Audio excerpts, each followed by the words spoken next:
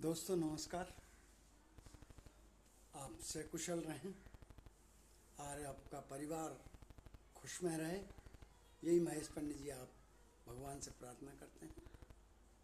और आपका ज़्यादा टाइम नहीं लेते हुए मैं आज वास्तुशास्त्र के अनुसार अपने घर, मकान, भवन या प्लाट उनके बारे में, उनका और अपने जो रास्ते होते हैं, सामने से, बगल से, पीछे से, उत्तर से, पूर्व से, दक्षिण से, पश्चिम से, तो मकान का और रास्तों का, सड़कों का क्या महत्व है। कौन से मकान की किस साइड की रास्ते शुभ रहते हैं, किस साइड के रास्ते अशुभ रहते हैं, उसके बारे में आज चर्चा करते हैं। और आप वीडियो अच्छा लगे तो लाइक और सब्सक्राइब जरूर कर देना और कमेंट में राधे राधे लिख देना। वास्तुशास्त्र के अनुसार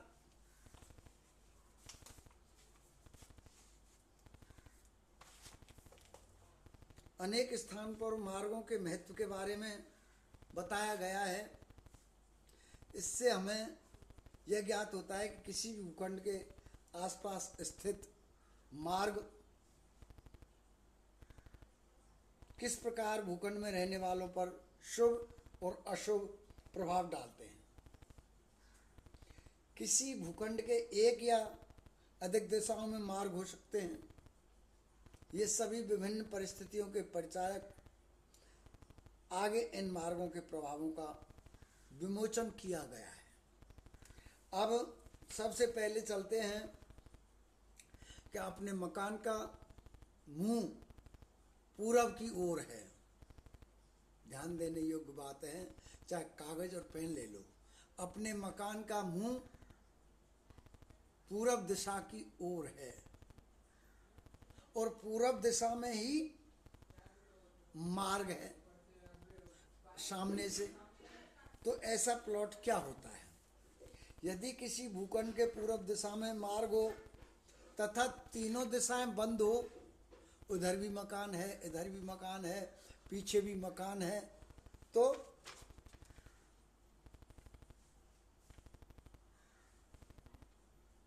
ये मार्ग पूरब, पश्चिम, उत्तर अथवा दिशाएं बंद हो तो ऐसा भूखंड सभी दृष्टिकोण से सफल माना गया है। सब हर तरह से वो मकान सफल है। इसमें निवास करने वाले को कभी किसी वस्तु का अभाव नहीं सताता है। आरोग्य तथा स्वास्थ्य भी बना रहता है। मतलब जिस मकान का मुंह पूरब दिशा की ओर है, रास्ता दक्षिण से उत्तर की ओर गया है, बाकी तीनों दिशाएं बंद हैं, उत्तर की साइड भी मकान है, दक्षिण की साइड भी मकान है और पश्चिम की साइड भी मकान है, ऐसे मकान में रहना हर तरह से शुभ और किसी भी वस्तु का अभाव नहीं सताता। कोई भी रोग, आरोग्य या स्वास्थ्य में प्रभाव नहीं डालता, हर तरह से शुभ है।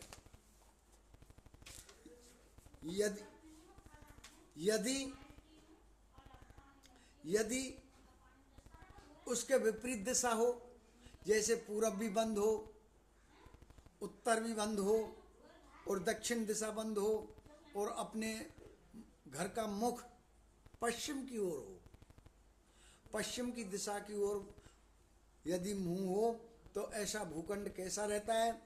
यदि किसी भूखंड के पश्चिम दिशा में मार्ग हो और शेष तीनों दिशाएं बंद हो, तो ऐसे भूखंड को निवास के साथ ही साथ व्यवसाय गतिविधियों के लिए भी उपयुक्त माना गया है।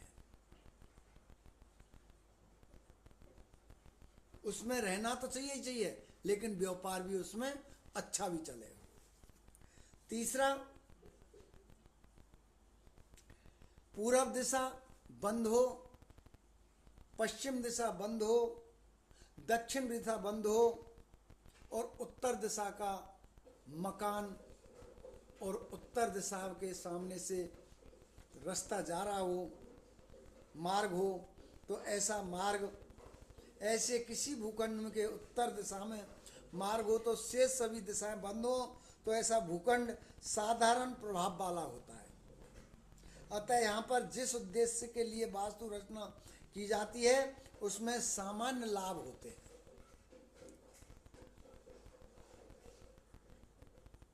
अब बात आती है दक्षिण मार्ग की, क्योंकि पूरब हो गया, पश्चिम हो गया, उत्तर हो गया। अब दक्षिण दिशा, यदि पश्चिम दिशा बंद है, उत्तर दिशा बंद है और पूरब दिशा बंद है और दक्षिण दिशा का तरफ अपने मकान का मुंह है और अपने मकान के सामने से रास्ता है, तो ऐसा वास्तुशास्त्र में दक्षिण को यम मार्ग कहा गया है। इसलिए कभी भी ऐसे भूखंड को निवास के लिए प्रयोग में नहीं लाना चाहिए, परंतु इसके वास्तु दोषों का समुचित निवारण करके अधिकांश दुष्परिणामों को दूर किया जा सकता है। पहली बात तो यदि ऐसा मकान ले लिया है या रह रहे हैं तो वैसी बात तो शुभ नहीं है, लेकिन ऐसे कुछ जो दोष हैं उनको दूर किया जा सकता है वास्तुशास्त्र के अनुसार। कभी कभी भूखंड के दोनों तरफ मार्ग होते हैं, वे मार्ग किसी भी दो दिशाओं में हो सकते हैं। ऐसे में भी भूखंड में रहने वाले सभी व्यक्तियों को अनेक शुभ और अशुभ परिणाम मिलते हैं। यदि कोई साधारण भूखंड फलाफल वाला माना गया है जिसके उत्तर एवं पश्चिम दिशा में मार्ग निकले हों, दो मार्ग निकले हों, एक उत्तर में और एक पश्चिम में, पूरब से पश्चिम की ओर और पश्चिम से दक्षिण की ओर, और दो साइडें बंद हो, तो ऐसा मकान में रहने वाला दुखों से एवं कष्टों से दूर रहते हैं। वही दूसरी ओर अधिक सुखी एवं समृद्ध भी नहीं हो पाते। अब बात आती है उत्तर और पश्चिम बंद हो, पूरब और दक्षिण में मार्ग हो, तो यदि किसी भूखंड के पूरब और दक्षिण दिशा में मार्ग हो तथा उत्तर एवं पश्चिम दिशाएं बंद हो, तो ऐसी भूमि पर बनी वास्तु रचना अशुभ और हानिकारक सिद्ध होती है। ऐसे मकान में निवास करने वाले लोगों को कई तरह की समस्याओं का सामना करना पड़ सकता है, जिनमें से प्रमुख है धन का अभाव, दुख तथा परेशानियों का निरंतर बने रहना।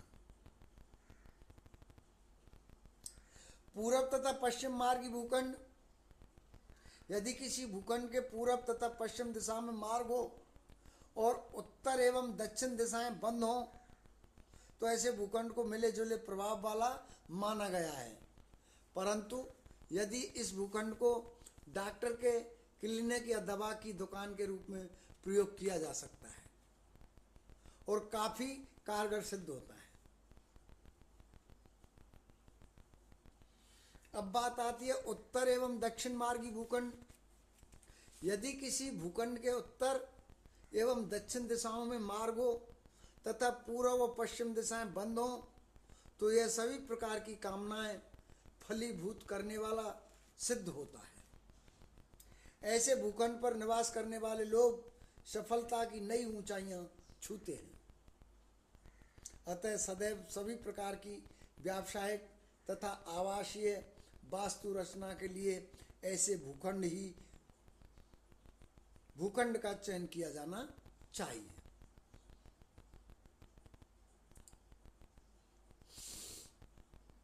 उत्तर और पूर्वी मार्ग भूखंड, यदि किसी भूखंड के पूरब और उत्तर दिशा में मार्ग हो तथा पश्चिम दक्षिण दिशाएं बंद हो, तो यह ऐश्वर्यदानी भूखंड सिद्ध होता है। ऐसा भूखंड विशेष रूप से आवासीय वास्तु रचना पर अपना प्रभाव दिखाता है। ऐसी स्थिति में उस भूखंड में रहने वाले लोगों को पूर्व की खुली दिशा से सूर्य की तेजस्वी किरणों द्वारा निरंतर ऊर्जा मिलती रहती है। इससे गृह स्वामी तथा परिवार के अन्य सदस्य सुख समृद्धि, संपन्नता और ऐश्वर्य प्राप्त करते हैं। अतः ऐसे भूखंड पर अवश्य वास्तु रचना की जानी चाहिए। अब बात आती है पश्चिम तथा दक्षिण मार्गी भूखंड। पश्चिम तथा दक्षिण दिशा में मार्गों का होना और उत्तर एवं पूर्व दिशा का बंद होना अर्थात अशुभ माना गया है। इस प्रकार के भूखंड पर बनी वास्तु रचना किसी भी तरह का शुभ प्रभाव नहीं दिखाती। ऐसे भूखंड पर न तो व्यावसायिक और न ही आवासीय वास्तु का निर्माण किया जाना चाहिए। ऐसे भूखंड का त्याग कर देना ही श्रेयकर होता है। अब कभी कभी ऐसे भी मार्ग होते हैं जो मकान की तीनों दिशाओं से होते हैं और एक ही दिशा बंद होती है। तो पश्चिम तथा दक्षिण दिशा में मार्गों का होना,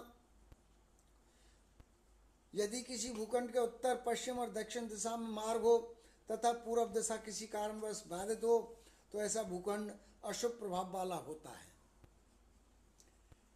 ऐसी स्थिति में यहाँ के निवासी प्राय शारीरिक व्याधियों के शिकार होते हैं। अतः वास्तुशास्त्र में इस तरह के सभी भूखंडों का त्याग करने को कहा गया है। पश्चिम और उत्तर और पूर्व मार्गी भूखंड, यदि किसी भूखंड के पश्चिम, उत्तर और पूर्वी मार्ग से दिशाओं से मार्ग निकले तो तथा दक्षिण दिशा बंद हो तो ऐसा भूखंड गृह स्वामी एवं अन्य परिवारजनों के लिए अत्यंत शुभ सिद्ध होता है। इसका कारण यह है कि सूर्य की लौकिक किरणें इस भूखंड में रहने वालों के सभी कष्टों का हरण कर लेती हैं। उत्तर, पूर्व तथा दक्षिण मार्गी भूखंड, यदि किसी भूखंड की पश्चिम दिशा बाधित हो तथा उत्तर, पूर्व एवं दक्षिण दिशाओं में मार्ग हो तो यह शुभ फलदायक होता है। ऐसी भूमि मुख्यतः व्यावसायिक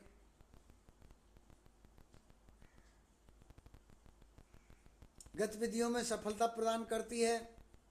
यदि इस भूखंड पर होटल, सिनेमाघर, चिकित्सालय, विद्यालय आदि में से किसी का निर्माण कराया जाए तो उल्लेखनीय सफलता अर्जित की जा सकती है।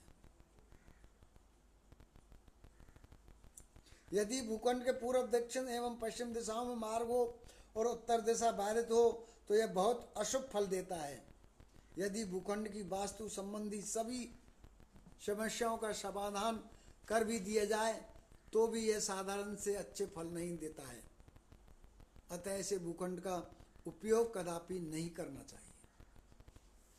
अब बात आती है चारों मुख वाले, चारों तरफ से रास्ता हो। कभी कभी सौभाग्यवश चहुमुखी मार्गी भूखंड प्राप्त हो जाता है जो अत्यंत दुर्लभ माना गया है। आमतौर से ऐसे भूखंड दृष्टिगत नहीं होते, ये विशेष रूप से शुभ प्रभाव प्रदान करते हैं। ऐसी धरा पर बने वास्तु का स्वामी सुखी एवं समृद्ध रहता है, उसकी आर्थिक स्थिति सदैव सुदृढ़ बनी रहती है। यदि ऐसा भूखंड मिल जाए तो इसका क्रय करके भाग्यशाली वास्तु की रचना करनी चाहिए। मार्गों का दिशा विशेष में होना किस प्रकार भूपति के लिए शुभ अशुभ प्रभाव वाला होता है, यह जानने के बाद यदि वास्तु रचना का भी ध्यान रखा जाए तो वांछित शुभ परिणामों की प्राप्ति की जा सकती है। और इसी के साथ मिलते हैं अगले वीडियो में। और आपको पसंद आया हो तो लाइक और सब्सक्राइब जरूर कर देना। जय श्री कृष्णा और राधे राधे कमेंट में जरूर लिखना।